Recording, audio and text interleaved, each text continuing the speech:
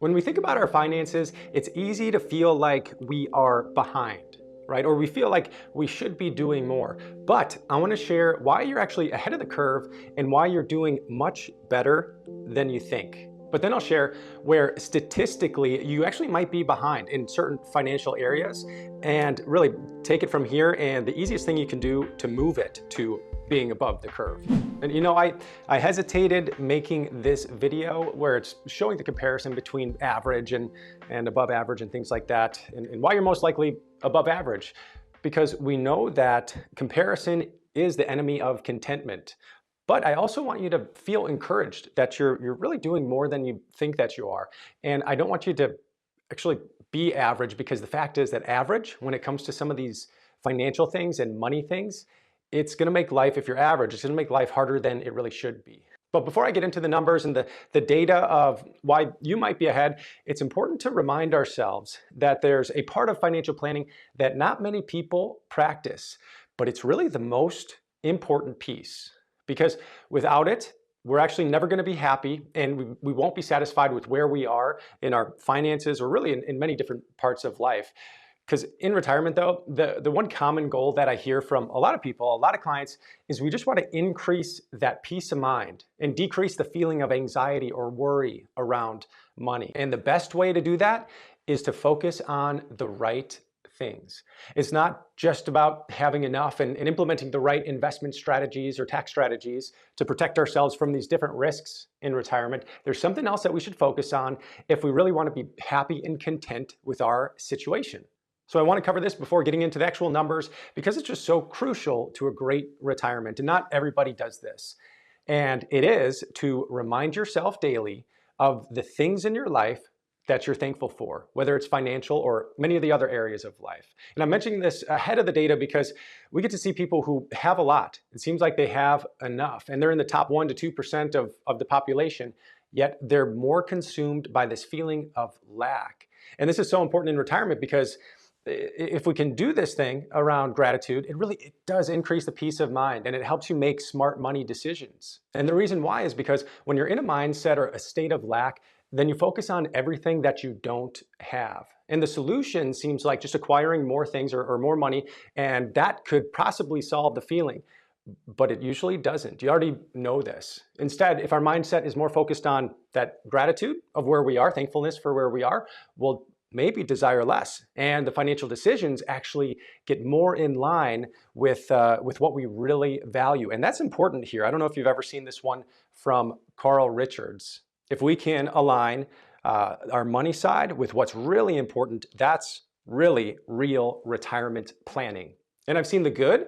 I've also seen the bad firsthand with many retirees, because I own a business, a retirement planning firm called Streamline Financial. By the way, I'm Dave Zoller, if I haven't met you yet.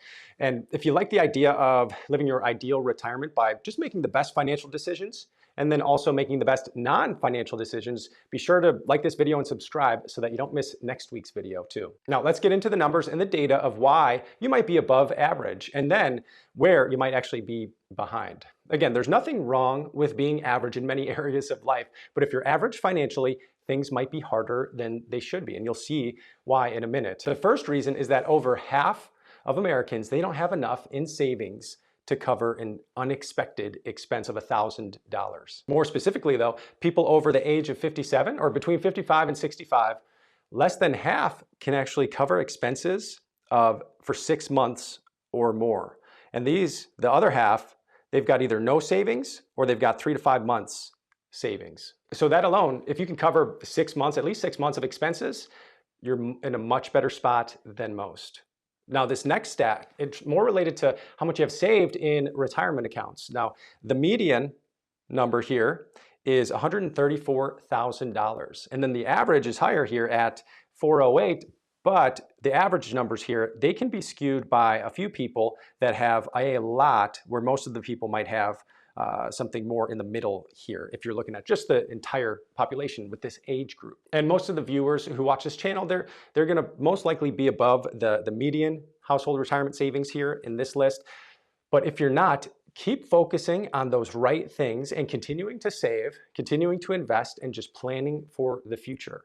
And that planning for the future is actually where most people are behind. When we were looking at this thing, and I was thinking there's a group of people that are actually behind a little bit.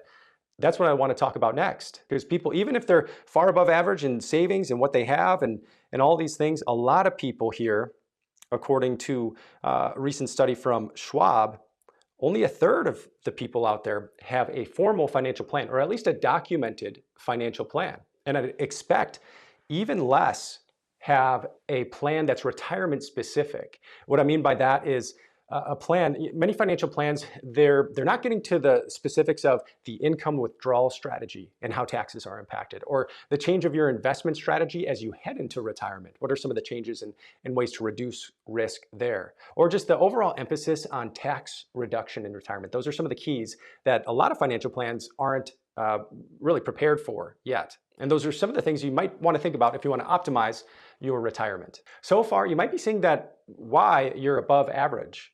But whether you are or you're not, remember to focus on what I mentioned earlier. Try to identify the things in life that you're grateful for. And as a specific financial exercise here, I often do this thing called the gap in the gain from Dan Sullivan. And it goes something like this.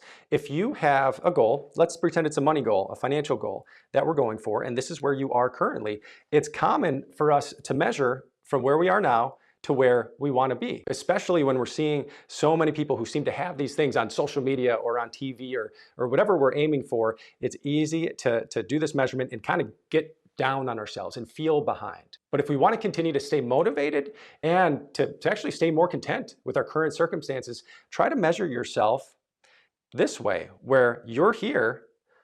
Try to look at where you were a few years ago, or maybe a few months ago. Let's say we're looking at our account balances. Maybe look at the balance 5 years ago. You're probably making progress. Because one of the secrets to life, I believe, I learned from Paul at Tarsus. He had a pretty nice life. He had a lot of things, and he lost, I guess he had a lot of options, and he lost all those options, and he was ultimately thrown into prison. And he wrote about how he was able to actually find happiness, contentment with a lot, and then also find contentment when he had nothing. And the way he was able to do this, the secret, I believe, is because he focused his mindset on the right things. It was the mindset that he was still able to just focus on what he was grateful for. Because a few lines before he said that thing about contentment, he focused on things that were true, what's pure, what's lovely, and a few other things that he really focused his mind on. So whatever level you're at, try not to only focus on the lack of what we don't have, but really focus on the gain, focus on what you've got right now. This will help your mindset, and it'll continue to help us make good decisions to improve our finances and get that peace of mind that we're looking for in retirement. And if you're thinking more about whether now is the time to retire, check out the video that's going to come up on the screen. And then actually there might be 2 of them, but check those videos. And if you're still watching, please like this video. So hopefully YouTube will recommend it to others too, and it can help them as well. So thank you in advance, and then I'll see you in the next video.